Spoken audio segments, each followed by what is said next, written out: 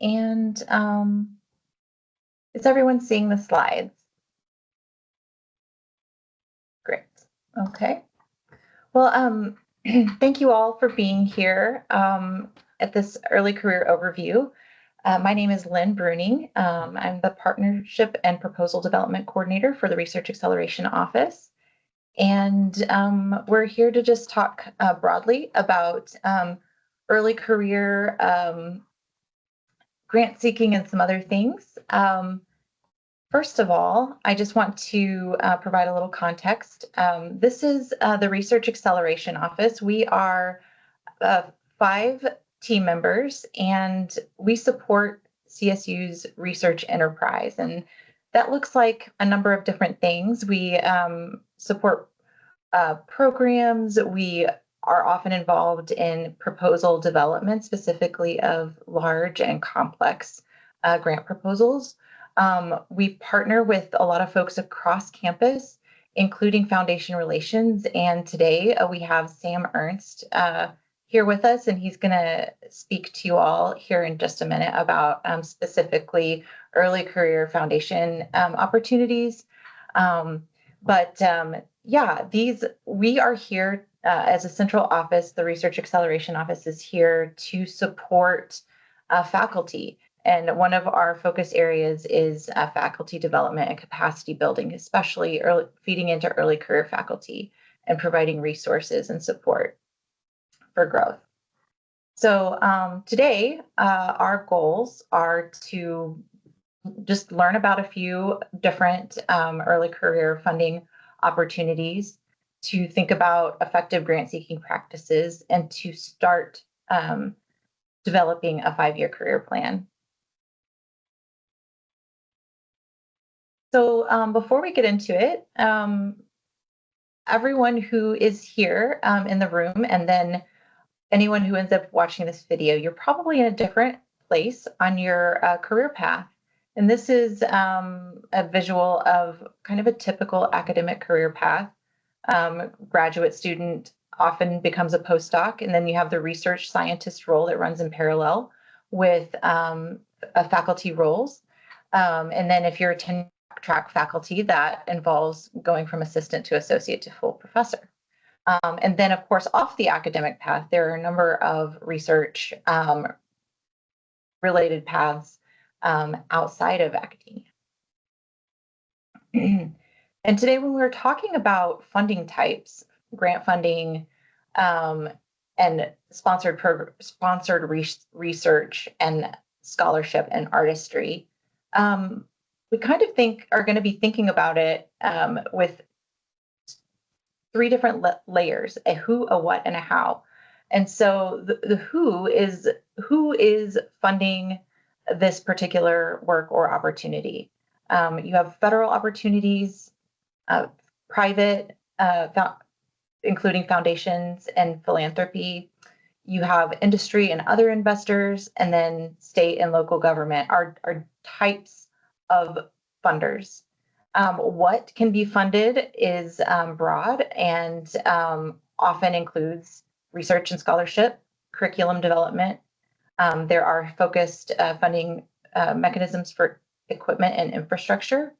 There are fellowships and career development opportunities, training and workforce development, community-focused opportunities, and access to facilities and other partnerships. And then the how, and this is a spectrum that runs from sort of least structured to most structured. So a gift may look like, here, have some money, do some good things. And then you have a grant, which may have a certain scope of work. Cooperative agreements, the sponsor is going to be much more involved in directing what that work looks like. And then a contract is even more structured, and it has even more involvement from the sponsor. Okay, so here we're going to just get into a high-level look at some of the federal opportunities for early career investigators.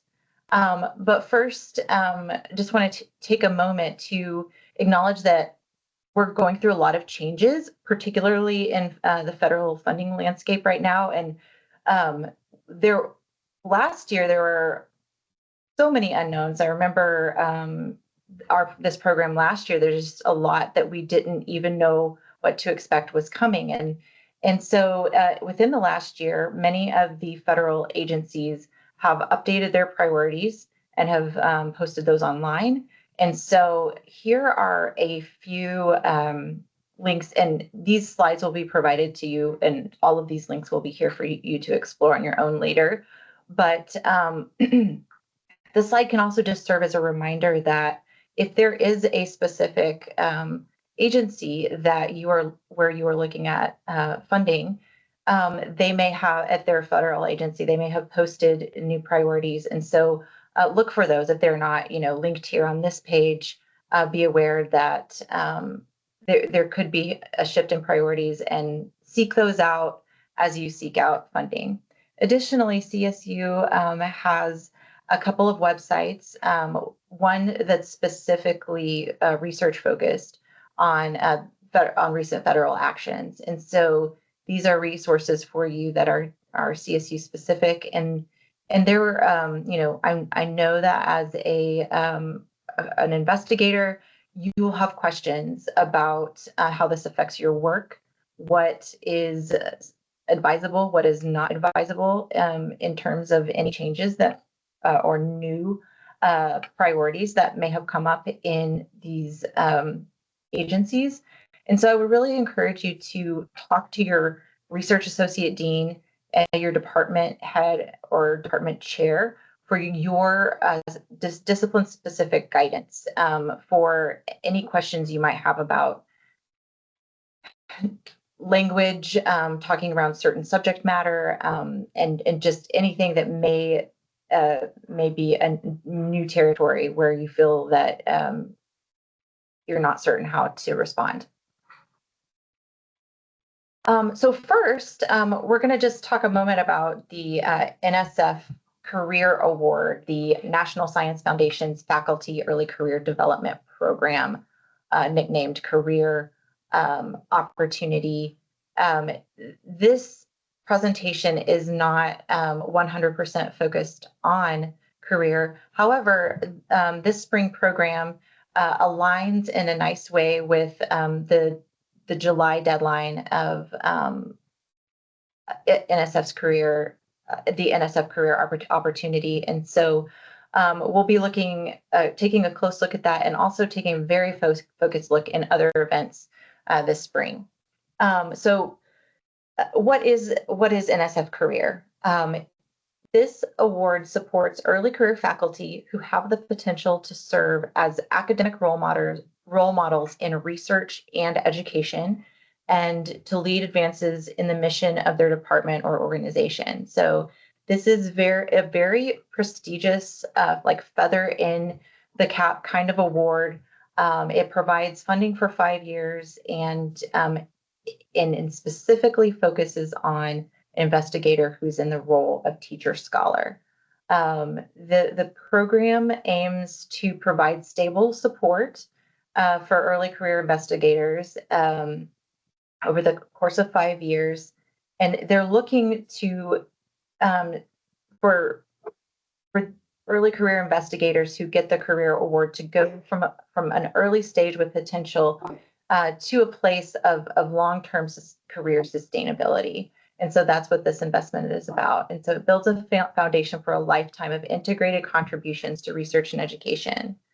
It also provides incentives to universities to value this combination of research and education. The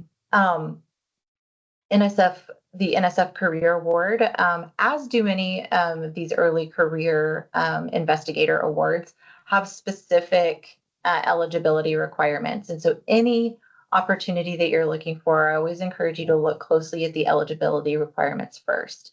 For NSF Career, you need to hold a doctoral degree in a field supported by NSF, be engaged in research in an area of science, engineering, or education supported by NSF, and you need to hold at least a 50% tenure track position as an assistant professor. And so there are some equivalency notes here in the call for proposals. And so if you have specific questions about your eligibility, if you're a research scientist or you're in a position that you have questions about equivalency or how your particular story fits in with eligibility, please reach out to your department or college research administration team to discuss those nuances with those research administrators. Also need to be untenured and not previously have received a career award. And here are the proposal components for NSF career. And these components reflect common requirements for single investigator proposals. Please note that the National Science Foundation requires personnel documents to be completed in Science CV. And there is a link to Science CV down there at the bottom of this page. And if you have any questions about what is Science CV, please feel free to reach out to me. I'd be happy to tell you about that. But specifically want to shout out on this slide, the project description involves describing your research focus, describing your educational activities, and that would need to include evaluation. And then they very highly value this, you being able to show how your research and education activities are integrated, have synergy with one another. NSF requires a broader impact section and also results from prior NSF support. National Institutes of Health. The NIH provides several different research, training, and career development programs to help individuals prepare for careers in biomedical, behavioral, social, and clinical research. And so there are opportunities available for both tenure track faculty and specifically for clinicians. And depending on the institute within the NIH, they're going to offer different programs. Some are very specific to, specific illnesses or maybe, current areas of interest to a given agency. There's a link there to browse individual career development awards, which the NIH calls K awards for early career faculty. And the funding levels are highly dependent on the program. Some focus on just salary and benefits. Some are have a larger scope than that. And these are, all awards are highly competitive, but certainly these NIH Early Career Investigator Awards apply. And there are several links here for you to do some more exploring if NIH is of interest to you as an early career faculty member. There are multiple other specific young investigator programs that exist within other federal agencies. And depending on your discipline and your focus area, one of these opportunities might be of interest to you. And so I would just encourage you to, explore these links. And then also if there is not the agency that you're most interested listed here, I would encourage you to go to their website and seek out the possibility that they might have specific support available for early career investigators and scholars and artisans. General observations about these federal supported early career awards is that eligibility will generally be relative to the time that you earned your degree or started in your faculty position, usually in the 5 to 10 year range from PhD. Funding levels vary widely between these programs and between disciplines. And so always check out the eligibility. again. And a couple of other federal agency opportunities that I just want to shout out, especially because,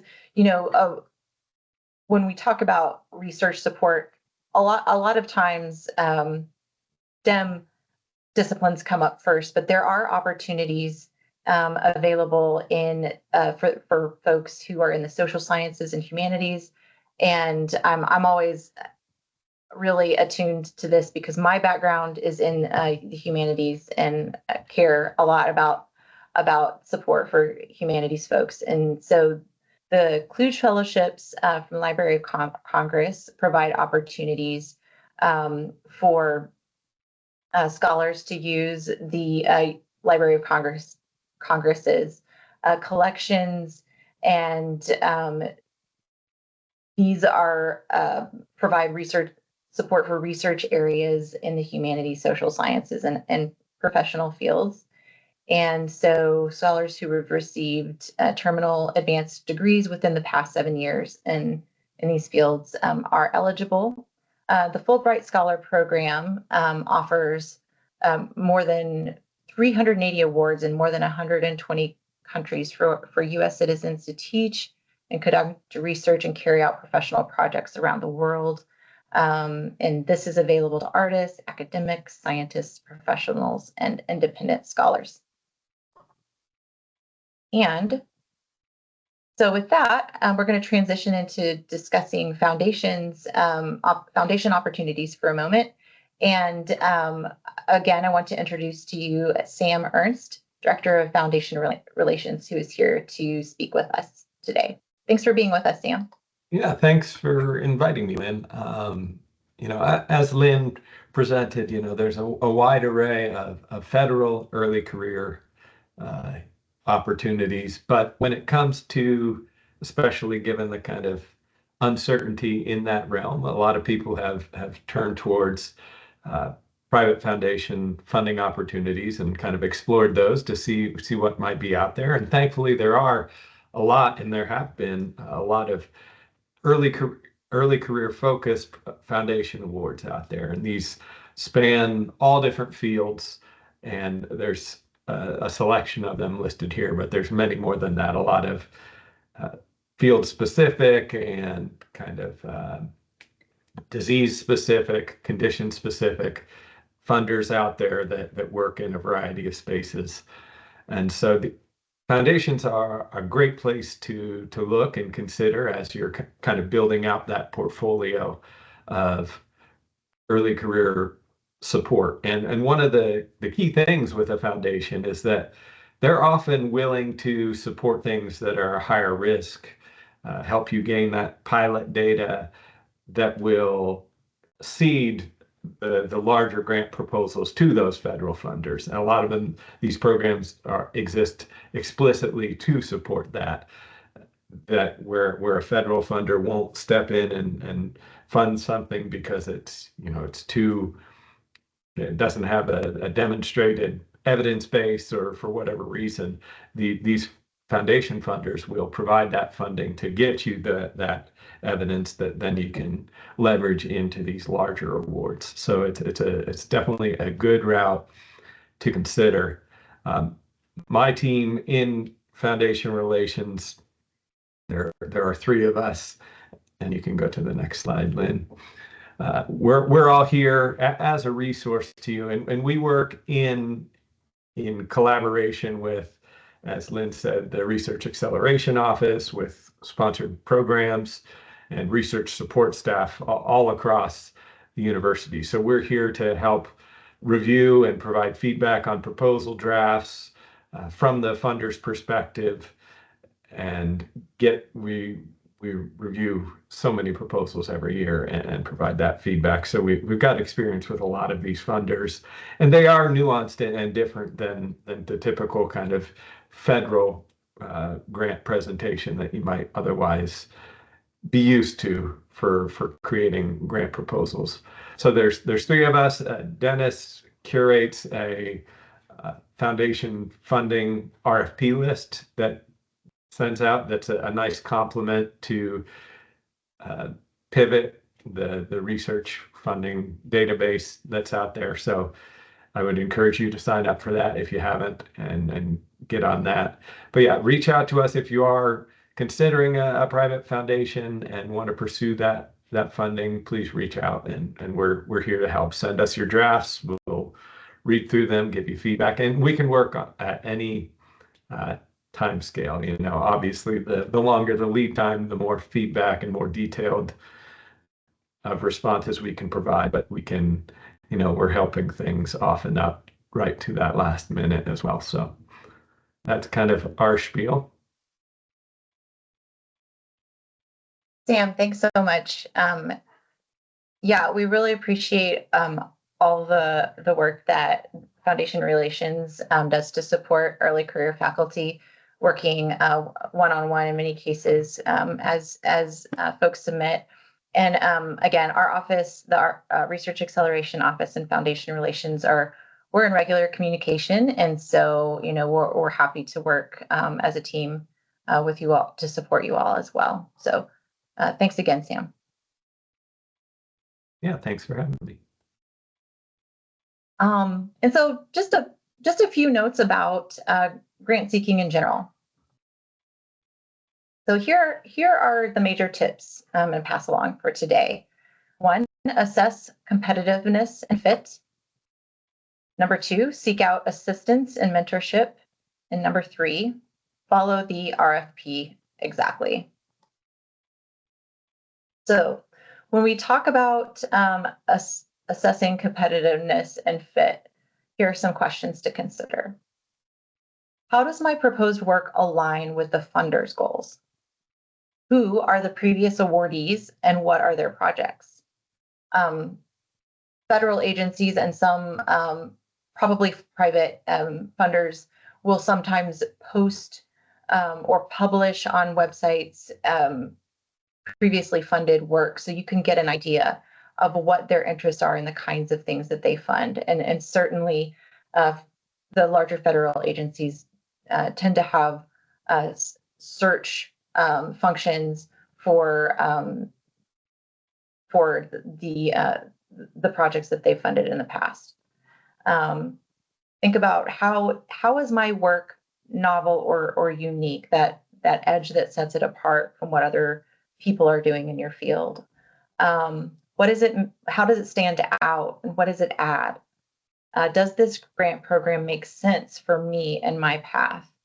Sometimes we're tempted to see a near alignment and say, oh, I'm gonna try to squeeze a square peg into a round hole, and sometimes it's not a good fit. Sometimes there's an adjustment opportunity, but perhaps there's an opportunity that really fits the work you are looking to do in a more precise way. Number 2, seek out assistance and mentorship. So in addition to the CSU unit supporting research and grant seeking, like RAO, like Foundation Relations, who else should you turn to? So here are some questions to ask yourself. Have there been any awardees at the agency or company where you are pursuing funding? Have there been any awardees at CSU, maybe that they can provide you some advice? Can you contact a program officer, the sponsor? We'll come back to that in a second. Do you know outside within CSU or in previous roles that you've had any of the funders' previous awardees? What can you learn from them? And what colleague is best positioned to comment on the specific field-specific or project details? So, some of you may have formal mentor-mentee relationships with someone at CSU, and you may not. But if you are in a situation to where you are, kind of on the frontier of pursuing funding, it's really helpful and wonderful and expected that you would receive guidance from a mentor figure. And so who can serve in that role for you, even if it's opportunity specific guidance. and follow the RFP exactly is the final tip. So um, this seems obvious, but sometimes when I know that when I'm working on a proposal alongside an investigator, there are so many things to consider that it can be very distracting from actually what the guidelines say. And so many times, and hopefully most of the time, the guidelines are very clear and very explicit about what their priorities are, what the goals are, and there's a huge opportunity for meeting those priorities right where they are, and to um, specifically call out how your work is aligned with the funder's goals. Um, again, as you look at the RFP, think about how your work aligns with their goals. Think about previous awardees and their projects. Think about how your work is novel or unique and stands out, and ask, does this grant program make sense for me and my path?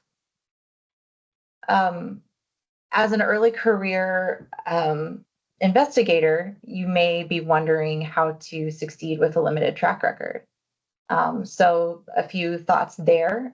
You could speak with the funder to perhaps they have insights that they can pass along about the particular opportunity that you have in mind. Coming out of a period of training and mentorship, you have people in your life who can speak to and attest to your work. And so, in an early stage when you don't have maybe a lot of funding support on your CV, you can prioritize obtaining really strong letters of support from prior mentors and colleagues. And just remember that one key publication can unlock a funding door. Consider programs specifically designed for early career or projects that have limited preliminary data. And also remember to just do well, but don't get so hung up on perfection that you're paralyzed. Because the more you apply, the more you're going to learn. You're going to get reviews back, and you're going to improve. And these opportunities, as we mentioned, are highly competitive. Please don't take rejection personally. That's very hard advice to put into practice, but just try to remember that rejection is a part of the process to eventually obtaining funding, and you're just improving your odds every time you submit. So what should you do now? Make an appointment to talk to your research associate dean. Also, find out who your research administrative staff is. This links to each college's main research administration contact, but the research administrators in your college or your department are going to be key players and friends for you as you prepare proposals and submit them to various opportunities. Ask for advice about process and policies. Equip yourself to be able to walk through the processes that are required without hitting major obstacles because you didn't know what to expect from internal policies and procedures. Register for listservs and know where to find lists produced by CSU and others. For example, the foundation relations listserv that Sam mentioned a moment ago. Sign up for CSU Writes, as you've done, and other proposal writing tutorials. Hanover is a resource that is external to CSU, but CSU partners with, and they have a lot of great webinars and other resources for grant seekers, and some of those, many of those resources are directly linked from the Research Acceleration website. Look for webinars from sponsors. Check again, eligibility requirements for RFPs of interest, even if you don't intend to apply in the near term, so that you can keep in mind your options. Talk with colleagues about the superlative elements of your background and plans, and consider articulating these elements in proposals. Build mentorship relationships and talk to previous awardees. Learn everything you can about relevant sponsors, funded projects, program officers, and review processes. So for a moment, I'm just going to focus on the idea of talking to a program officer, which if you are seriously considering or seriously pursuing a specific opportunity, I highly encourage you to reach out to the program officers. Sometimes they're called program managers. And so who are these people? How do you become a program officer for an opportunity? They are individuals who provide leadership and oversight of specific grant programs. In the case of NSF, often in a call for proposals, there will be this agency contacts area, and there will be a program officer who is the primary contact for that program. That person is there to lead that program and to make sure that the folks who get funded, their projects are in line with the funder's mission and objectives, and to bring those two together. And their roles and backgrounds may vary. Often federal program officers are subject matter experts, and sometimes foundation program officers are lay people. So what can you talk about with program officers? You can confirm fit with the RFP, agency, or program. You can learn about maybe other opportunities that the agency has that could be better aligned with your work. You can clarify guidelines. You can discover underlying considerations that aren't specifically spelled out in the guidelines. You can discuss potential ways to strengthen your project, especially if you're resubmitting, you have reviews, and you can build a relationship and grow your network. As faculty, mature through their careers, often they have formed very close relationships to specific agency program officers. So here's just a few tips about talking to program officers. This is in the case of if you plan to call a program officer or request a call. It's very possible that the program officer may prefer to engage over email. You can find that out, but hypothetically, if we're talking about preparing for an email or a call, prepare by developing a short 1 or 2 page concept summary. Before you reach out, make sure that you have carefully read the guidelines that you're going to be discussing. Email the program officer to set up a time for a conversation, and you can either attach the summary at the time of the email, or you can offer that first. There's different folks have different guidance for whether you go ahead and attach it or wait and just offer it, but have it ready. For the call, prepare a short list of questions that are not already addressed in the guidelines. And on the call, be enthusiastic, be open to direction, listen, gauge the program officer's enthusiasm, and just err on the side of formality and politeness. After the call, send a thank you email with a brief summary of key points. Reference your call and any ongoing communication. And if you're not funded, consider requesting a discussion of the reviewer comments with your program officer, and continue to engage to build your network with program officers. Regarding that concept summary and list of questions, CSU writes an RAO where we can be places where you field ideas and help you craft these written documents if you need support there.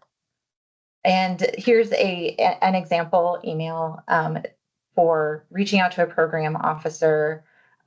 Is very brief, contains key information, exactly, the title and the number of the request for applications, and just a general skeleton for making a succinct request for a call. And there's a link at the bottom of this page to another email template option, and that's provided by NSF. As you pursue funding opportunities, the Research Acceleration Office has a lot of tools and resources for you. We have a section of our website specifically devoted to early career faculty development. There are a lot of resources, including webinars and templates, and then a specific section of NSF career-focused resources. We have grant writing and proposal development resources that are broad across all career stages. And then we have an RAO toolkit that is just a collection of various pieces of information and guidance and resource links that are just common support tools for folks going after funding. And I just want to note that the Office of the Vice President for Research is revamping its website. And so these links are here. We are getting a completely new reboot. And so these URLs are going to be changing, but I just wanted to let you know that these resources and more will continue to be available. And if you lose access or you aren't able to find the new website, please just send me an email and I will be happy to connect you to the new websites. Sam earlier mentioned Pivot RP. This is CSU's funding database. It is a huge database that contains active funding opportunities for all disciplines and project types. It includes a wide variety of funding types, including federal, foundation, corporate, and international opportunities. And it has advanced search and filtering options. You can set up email alerts for curated searches that you create. There are a ton of training materials that Pivot provides for really making great use of this funding database tool. The best place to start is maybe in the RAO toolkit. There's Pivot RP guides and tutorials, shows you how to log in and get you started with creating your profile and creating a search. Just wanting to introduce other CSU units in support of research and grant seeking. Underneath the Office of the Vice President for Research, we have, of course, CSU Rights, us, Research Acceleration Office, Office of Sponsored Programs, Research Integrity and Compliance Review Office. The CSU Library System offers a lot of resources for researchers and scholars. And University Advancement, which includes foundation relations and then also corporate relations, is another partnering unit that we work with a lot. Okay, so finally, I just want to talk about, as an early career investigator, creating a 5-year plan. So why do this? It allows you to define your research vision, develop an ability to realistically gauge time required for activities and goals, identify gaps in knowledge, skills, and more needed to achieve those goals. You can use it as a tool for accountability to avoid getting sidetracked. And some of you may be required to create these by your college or department. That varies from college to college and department to department. But we highly encourage young investigators to create a 5-year plan. You can always revise it, but it's really helpful for you to set aside time and thought to what you're going for and how you're going to achieve it. So what makes up a career plan? Primarily, the areas of a 5-year faculty career plan focus on service, funding, research, teaching, and publications. Okay, so this is the conclusion of the presentation. And as you know, Q&A, I open up for Q&A. I'm going to also drop in this, all of these elements are combined in one handout packet, and I'll drop it in as a PDF into the chat. We'll also be sending out an email with a link to the recording of this presentation, and we can attach the handout packet as to that as well. But it contains an early career faculty self-assessment to just kind of gauge where you are at specific areas of your investigator and education skill set. It contains a faculty career development plan, also contains a best practices document and an effective grant seeking guide. So I want to thank you for coming today. And let's see, it looks like we have about 5 minutes for questions. If anyone has any questions, I'd be happy to chat with you about those. So I'm going to stop sharing my screen and open up for questions. And also I'm going to drop into the chat the PDF of today's slides and the PDF of the handout packet.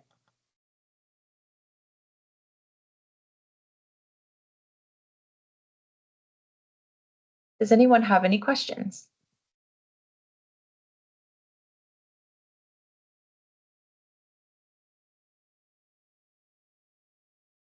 Presentation. Can